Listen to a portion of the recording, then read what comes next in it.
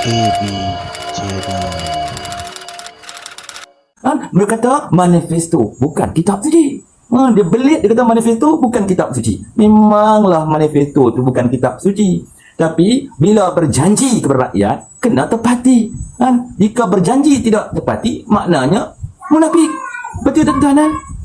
Haram syurga bagi pemimpin yang menipu rakyat dia. Ada pemimpin mana yang menipu rakyatnya untuk lebuh raya percuma? Untuk KWSP, kaum ibu percuma. Pendidikan percuma. GST menurunkan harga barang. Harga minyak ceiling price 1.50 ringgit Malaysia.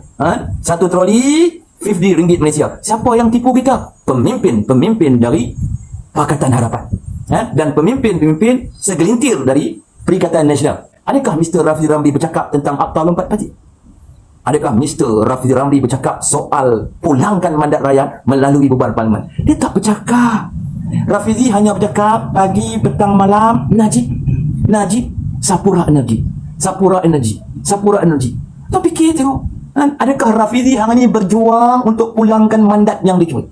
Adakah hari Rafizi berjuang untuk membubarkan parlimen? Adakah Rafizi berjuang untuk Akta Lompat Parti? Tak ada. Maksudnya Mr. Rafizi Ramli tidak sama sekali berjuang untuk rakyat dan negara.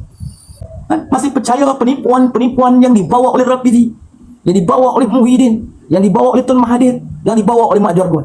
Mereka itu penipu. Kalau mereka tu orang yang jujur, mereka tak tipu manifesto 100 hari. Mereka adalah pemimpin yang tidak bertanggungjawab walaupun sedikit. Kalau mereka bertanggungjawab, tuan-tuan, mereka akan minta maaf dengan rakyat. Minta maaf kepada rakyat. Kami telah tipu rakyat. Rakyat maafkanlah kami. Undilah kami sekali lagi. Kami yakin kami tak tipu rakyat lagi. Sepatutnya mereka minta maaf kepada rakyat. Tapi mereka ni ego, angkuh. Mereka langsung tidak berterima kasih dengan rakyat. Mereka langsung tak minta maaf dengan rakyat. Malah mereka ni membangga-banggakan diri mereka. Saya yang selamatkan Pelga. Saya yang bagi bantuan prihatin. Saya lah. Keakuan yang terlampau banyak. Dosa mereka kepada rakyat, mereka tak nampak. Cuba kita berfikir. Kenapa rakyat dia sayang dekat bos tu? Sedangkan Melemeh duk cerita pasal cerita YMBB, SSC National, Tampering Audit, Nasty pun cerita, Mata Gazette cerita, Sina cerita, betul tak?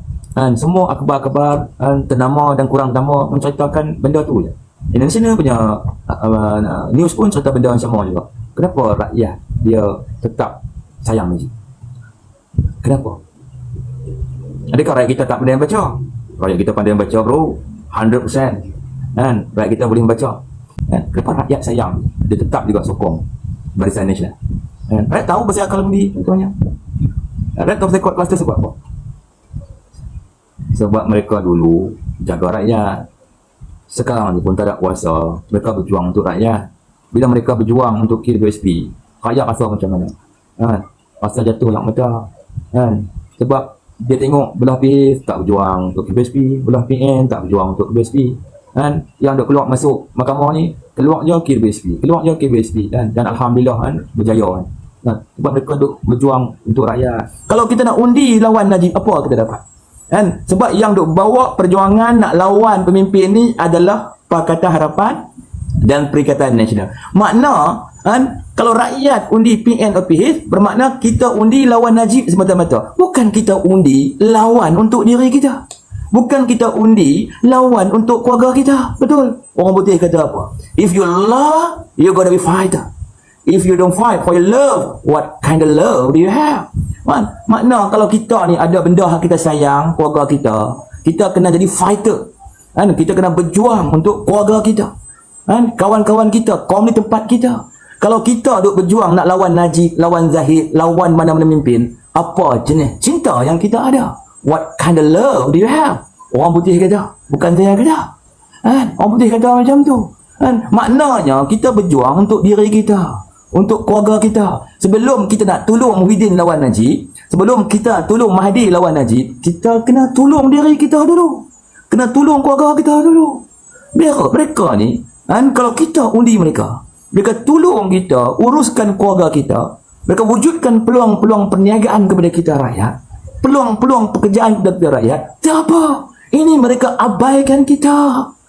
Mereka kata manifesto bukan kitab suci. Dia belit, dia kata manifesto bukan kitab suci. Memanglah manifesto tu bukan kitab suci. Tapi bila berjanji kepada rakyat, kena tepati. Jika berjanji tidak tepati, maknanya munafik. Betul tak tuan? Haram syurga bagi pemimpin yang menipu rakyat dia.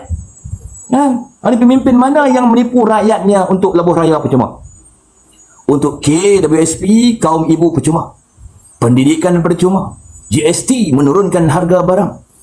Harga minyak ceiling price 1.50 ringgit Malaysia. Satu troli 50 ringgit Malaysia. Siapa yang tipu kita? Pemimpin dari Pakatan Harapan. Dan pemimpin segelintir dari Perikatan Nasional. Sebab bersatu made in Pakatan Harapan sebelum dia bina Perikatan Nasional. Lebih kurang macam tu. Jadi kita nak bubar parlimen, saudara. Dan kita hari ini dah tak peduli lagi lah. Persepsi, propaganda yang dibawa oleh PH atau PN. Kononnya UMNO nak bubar parlimen sebab nak bebaskan kod kuasa. Kita tak peduli semua benda tu. Kita rakyat tahu negara kita ada undang-undang. Dan badan eksekutif tidak boleh mencampuri urusan kehakiman. Kita rakyat tahu. Dah lama dah. Jadi mereka ini menakut-nakutkan kita rakyat, mencipta satu persepsi. Okey tuan-tuan. Apa maksud persepsi? Persepsi ini bermaksud seni pembohongan yang dicampur sedikit kebenaran. Supaya persepsi itu menjadi propaganda yang negatif untuk mewujudkan ketidakyakinan rakyat, ketidakpercayaan rakyat kepada parti yang menuntut bubar parlimen. Hakikat realitinya, saudara, siapa yang mengatakan mandat rakyat dicuri? Semua orang tahu. Leaders PH mengatakan mandat dicuri. Hari ini bila UMNO nak pulangkan semula mandat rakyat, kenapa mereka tentang? Macam Bersatu halang, biasalah dia pencuri. Bersatu curi mandat rakyat. Sebab tu dia tak berani nak pulangkan kepada rakyat. Macam PH ni persoalan kita hari ini. Kenapa mereka enggan mandat rakyat yang dikatakan dicuri oleh pemimpin mereka ni untuk dipulangkan kepada rakyat? Ini satu persoalan yang paling bodoh yang tengah kita fikir hari ini, tuan-tuan. PH enggan menerima mandat dipulangkan kepada rakyat as soon as possible. Ini tu soalan yang paling bodoh yang kita tengah fikir sekarang. Mak Sabu kata mandat kami dicuri. Anwar kata mandat kami dicuri. Betul? Leaders PH mengatakan mandat kami dicuri. Tapi bila kita nak pulangkan mandat itu ke rakyat, kenapa mereka tentang? Kenapa mereka tolak?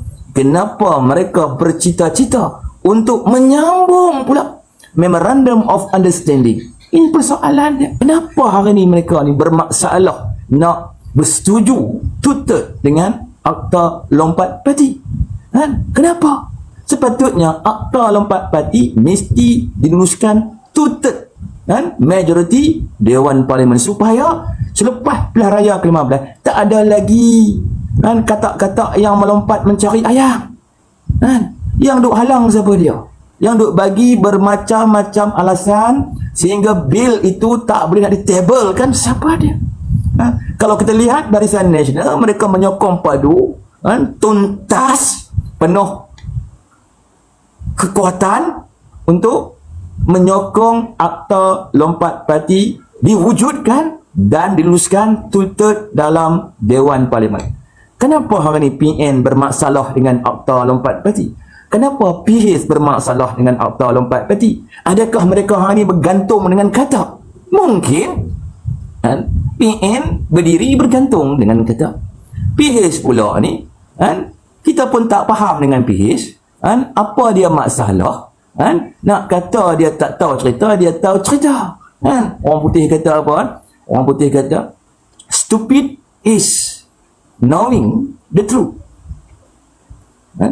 seeing the truth, but believing the liars. Kan? Orang putih kata macam tu. Orang putih nama Kofi Annan kata macam tu. Kan? Apa jenis kebodohan yang sedang dibawa hari ni? Kan? Dia tahu mandat rakyat dicuri. BN nak bagi balik, dia pertama sokong. Sampai Presidential Council PH buat satu keputusan sekiranya parlimen dibubarkan 2022, negeri-negeri yang dikuasai oleh PH, contohnya Penang, Selangor dan Negeri Nai, Negeri Sembilan, tidak akan membubarkan Dewan Undangan negeri masing-masing. Apa kena dengan Pakatan Harapan ni? Kan? Kalau ceramah kata mandat rakyat dicuri. Kan? Tapi bila orang nak pulangkan mandat balik, dia tak mau setuju, dia tak mau terima. Kan? Tengok di Johor. Kan? Bila UMNO pulangkan semula mandat yang dicuri bersatu oleh rakyat, kan? PN tidak bersetuju. PH tidak bersetuju. Apa jenis politik yang mereka sedang bawa hari ini? Politik jenis apa? Kan? Sekejapnya kata mandat rakyat dicuri. Bila UMNO pulangkan mandat, dia tak mau bersetuju. Sebenarnya mereka ini berada dalam keadaan ketakutan. Mereka tahu rakyat tersedar segala pembohongan, penipuan, manipulate yang dibawa PNNP. Sebab itu mereka tidak berani menyerahkan nasib dan masa depan mereka kepada rakyat. Aziz Zaki, jangan merepek dada, tak perlu dan tak sesuai untuk bubar parlimen dalam masa terdekat. PNP dah beritahu, tak tengok. Oh, tak tahu. Tuan Ariz Zaki. Tuan Ariz Zaki. Tuan Ariz Zaki. Apa yang tak sesuai lagi? Harga barang tengah mahal, tak sesuai ke bubar parlimen? Rakyat tak ada kerja, tak sesuai ke bubar parlimen? Pertumbuhan KDNK negara merosot. Tuan-tuan, yang keenam terendah di Asia Tenggara, tak sesuai lagi ke? Pertumbuhan foreign direct investment dalam negara kita antara yang terendah di Southeast Asia, Asia Tenggara, tak sesuai lagi ke? Pertumbuhan per kapita negara antara yang terendah di Southeast Asia, tak sesuai lagi ke? Nak tunggu sampai bila sesuai? Nak tunggu sampai UMNO tu berpecah belah, wujud tin A, tin B? Nak tunggu sampai PN kuat? Nak tunggu sampai PN bergabung dengan PH, bergabung dengan Warisan, bergabung dengan Pejuang, bergabung dengan Muda, baru nak bubar parlimen? Nampak sangat PN dan PH pentingkan diri. Kalau mereka tidak pentingkan diri, tentu mereka berani menyerahkan nasib mereka kepada rakyat. Kalau benar PH dan PN di jalan yang betul dalam perjuangan ini, kenapa mereka menolak bubar parlimen? PN kata perjuangan dia betul, perjuangan kami lawan Najib, lawan Zahid. PH kata perjuangan dia betul, perjuangan dia berjuang untuk mandat rakyat yang dicuri. Tapi yang pelik dan luar biasa hari ini, kenapa PH dan PN tak berani nak menyokong usul motion to demand the solution of parliament? Ini persoalan dan tanda tanya kepada kita rakyat. Aduh. Saya pun tak tahu nak kata apa. Soalan ni soalan bodoh yang tengah kita fikir sekarang ni. PN tak mau bubar, PH tak mau bubar. Akta lompat parti berkali-kali ditunda. Sebab tu hari Senin ni dah kena table dia. Tapi dia orang minta masa lagi nak buat discussion lagi dalam komuniti tu, komuniti ni. Apa yang mereka takut sangat nak sokong akta bubar, akta lompat parti? Apa yang mereka takut sangat? Kan tengok pangkenal dah. The undisputed champion, King of Kencing, Mr. Rafidi Ramli. Adakah Mr. Rafidi Ramli bercakap tentang akta lompat parti? Adakah Mr. Rafidi Ramli bercakap soal pulangkan mandat rakyat melalui bubar parlimen? Dia tak bercakap. Rafidi hanya bercakap pagi, petang, malam, Najib, Sapura Energi, Sapura Energi, Sapura Energi. Kau fikir tengok, adakah Rafidi hari ini berjuang untuk pulangkan mandat yang dicuri? Adakah hari Rafizi berjuang untuk membubarkan parlimen? Adakah Rafizi berjuang untuk akta lompat parti? Tak ada. Maksudnya Mr. Rafidi Ramli tidak sama sekali berjuang untuk rakyat dan negara. Dia berjuang semata-mata untuk forever Anwar Ibrahim. Anwar Ibrahim forever. Kan? Berjuang semata-mata atas kepentingan Anwar Ibrahim, atas kepentingan Pakatan Harapan, atas kepentingan DAP. Adakah kita masyarakat nak menyokong orang macam Rafizi Ramli? Kalau kita masih menyokong orang macam Rafizi Ramli, jawapan dia mudah saja. Kita kena ikat perut, kita kena jadi penganggur, harga ayam mahal, harga daging mahal, harga sayur-sayuran mahal, kos hidup yang tinggi, hari-hari bini bising dekat kita. Bising lah. Dan kita mula rasa down, dan kita akan menyalahkan diri kita. Padahal kita rakyat tidak bersalah walaupun satu titik pun. Kita susah hari ini bukan kerana kita malas. Kita derita hari ini bukan kita tidur 24 jam tak bangun-bangun. Kita susah, kita derita hari ini adalah dosa pemimpin Pakatan Harapan termasuk PBM yang menipu hidup-hidup rakyatnya. Mereka kata manifesto itu bukan kitab suci. Mereka langsung tidak menunaikan janji-janji mereka kepada rakyat. Ialah pengkhianatan, dosa besar. Parti-parti dalam Pakatan Harapan Plus Bersatu yang telah menipu seluruh rakyatnya. Pemimpin yang memimpin dengan menipu rakyatnya, haram syurga baginya. Betul tak? Dan mereka tak malu untuk menipu rakyat. Sebab mereka ini memang penipu. Kalau mereka bukan penipu, mereka tak akan menipu rakyat. Mereka ni memang penipu. Penipu yang pandai menutup segala kegagalan.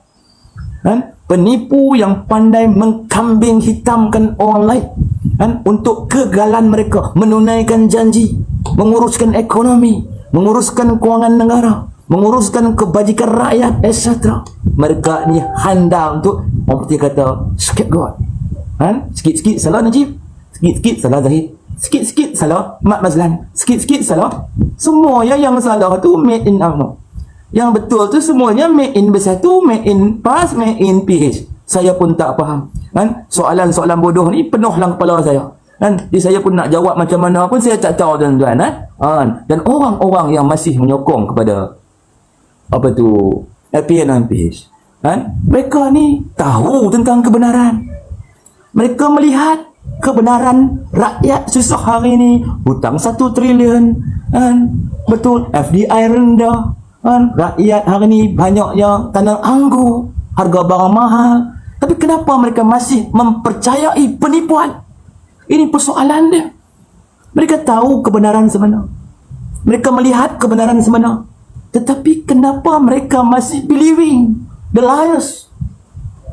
Masih percaya penipuan-penipuan yang dibawa oleh Rafizi, yang dibawa oleh Muhyiddin, yang dibawa oleh Tun Mahathir, yang dibawa oleh Mak Jargon.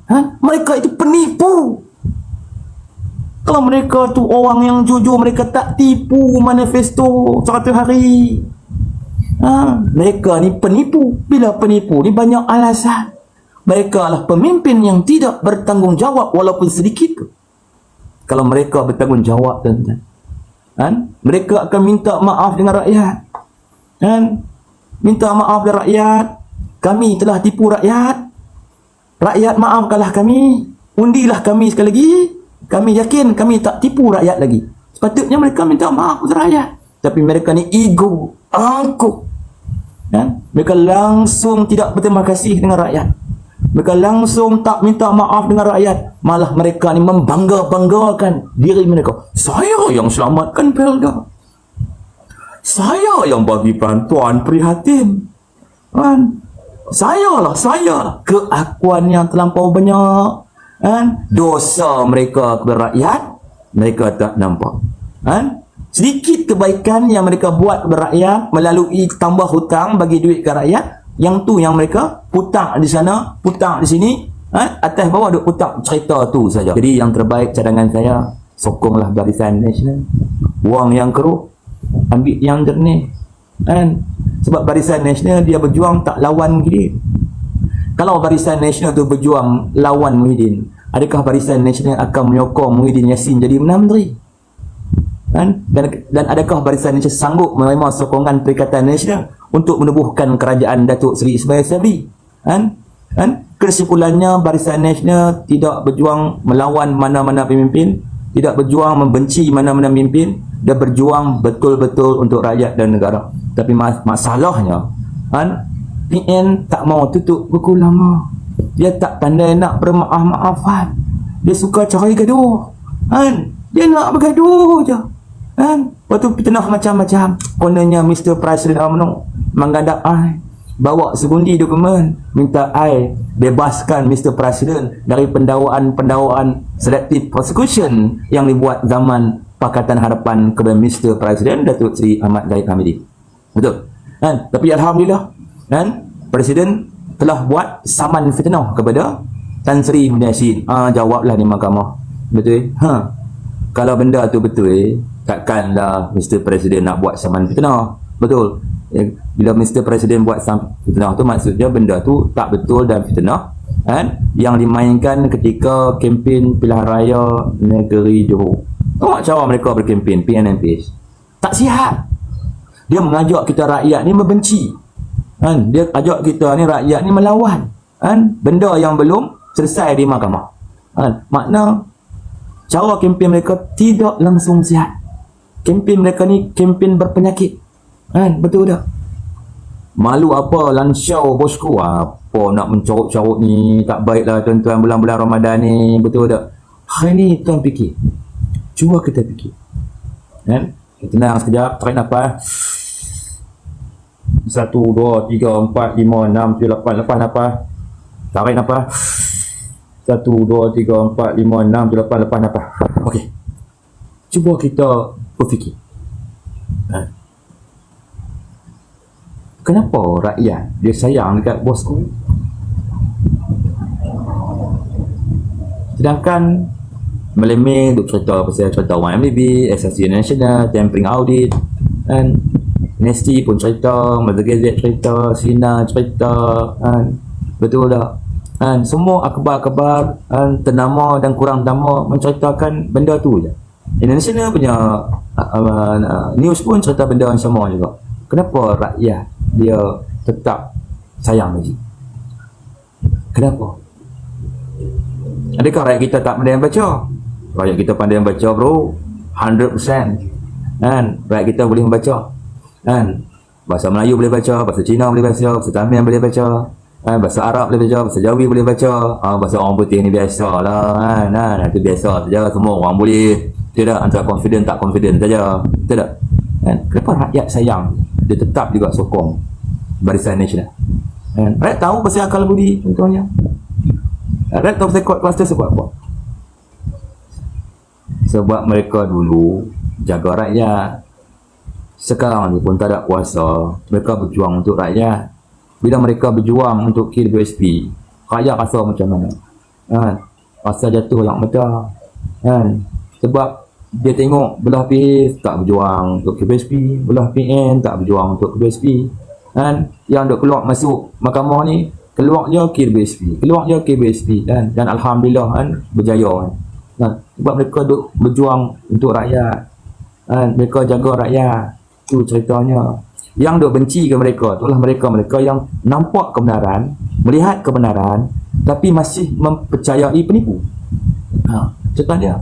Kan? Maknanya kalau kita rakyat biasa ni tuan-tuan, kita tahu ni kita susah, kehidupan kita payah, kan? Dan nampak idea-idea yang menolong rakyat semuanya daripada pemimpin court cluster dan juga pemimpin daripada Barisan Nasional. Kalau nak minta idea daripada PN, nanti mak jargon keluar, kita kena buat duit helikopter, kena cetak duit, bagi kat rakyat, lepas tu hapuskan hutang border fori. Tuan, mak jargon punya idea tu nak menjahanamkan kita rakyat. Mak jargon punya idea tu nak menjadikan Malaysia ni Venezuela 2.0. Contohnya, dia nak lingkupkan ekonomi negara, nak jahanamkan sistem kewangan negara, nak rosakkan sistem mata wang kita supaya ringgit dibuka terlampau rendah berbanding dolar. $1 RM18 Malaysia. Dia nak macam tu. Makna dia tak ada idea yang betul-betul ikhlas nak menolong rakyat, dan dia tak ada knowledge tentang bagaimana cara nak membantu rakyat, bagaimana cara nak mengawal kewangan negara, bagaimana cara nak mengawal ekonomi. Tapi orang yang tak ada knowledge macam ni diangkat sebagai timbalan menteri, diberi jawatan senator, tapi apa yang dia beri kepada rakyat? Jangan tanya apa yang rakyat bagi kepada mereka. Rakyat dah bagi undi kat mereka, betul tak? Apa yang mereka bagi kepada rakyat? Mereka bagi apa? Bagi kesusahan, bagi penderitaan, bagi kita lockdown, bagi kita angkat bendera putih. Itu yang mereka bagi kepada kita. Jadi orang macam ni disqualified, tak layak diangkat sebagai pemimpin. Kita kena angkat pemimpin ni yang betul-betul ada akal, ada hati perut dari kita, pandai cari duit. Kalau kita angkat pemimpin yang tak pandai cari duit, contohnya namanya Azmin Ali, jawatan dulu Menteri Ekonomi, naik pangkat, lompat sana lompat sini, sekarang jawatannya Menteri Perdagangan Antarabangsa. Tapi dia tak pandai cari duit. Kalau dia pandai cari duit, takkanlah pertumbuhan foreign direct investment, investor multinational, international enterprises asing yang masuk ke antara yang terendah di Asia Tenggara. Pembayaran. Lepas tu angkat Menteri Kewangan yang tak pandai nak kurangkan hutang negara. Hanya pandai pinjam saja. Dulu zaman Barisan Nasional, hutang negara cuma 48.7% berbanding GDP negara. 48.7% saja. Dan had maksimum tetapkan oleh kerajaan Barisan Nasional cuma 55% daripada GDP negara. Hari tuan tengok hutang negara ada berapa? 65% dari GDP negara. Had hutang negara berapa? 65%. Dan tak mustahil hutang negara akan dinaikkan lagi. Staturi hutang negara mungkin akan naik sampai 70% atau 75% kalau parlimen tidak dibubarkan segera. Sebab kerajaan yang ada hari ini dia tidak ada idea, dia tidak ada kemampuan untuk menarik rezeki masuk dalam negara kita. Yang kedua, walaupun Perdana Menteri itu datangnya dari Parti Keramat UMNO, masalahnya Perdana Menteri yang ada hari ini tidak boleh mengikut dasar-dasar kebijaksanaan pengalaman Barisan Nasional kerana dia tertakluk kepada berbagai-bagai syarat yang telah ditetapkan oleh Perikatan Nasional dan terikat dengan Memorandum of Understanding dengan Pakatan Harapan. Mana dia duduk sebagai Perdana Menteri tapi tidak ada satu keupayaan untuk membuat satu ketetapan sehingga kan isu KBHP terpaksa tarik tali sehingga saat yang paling sesuai rakyat dah bagi kemenangan di Melaka, rakyat dah bagi kemenangan di Johor, barulah dia boleh buat keputusan untuk membenarkan KWSP dikeluarkan kepada pencarum-pencarum yang layak. Okey tuan. Dah hari ini tuan-tuan, sokonglah bubar parlimen. Itu je option yang kita ada. Peluang yang kita ada untuk menyelamatkan diri kita, keluarga kita, masyarakat kita, komuniti kita dan negara kita. Kita akan selamatkan rakyat dulu baru negara selamat. Sebab negara tu wujud kerana adanya rakyat. Negara takkan wujud kalau tak ada rakyat. Betul tak? Jadi sokonglah Barisan Nasional dan yakinlah usaha untuk membuatkan parlimen sebenar-benarnya kerana rakyat dan negara, bukan kerana kod kluster ke, bukan kerana apa. Okey tuan-tuan.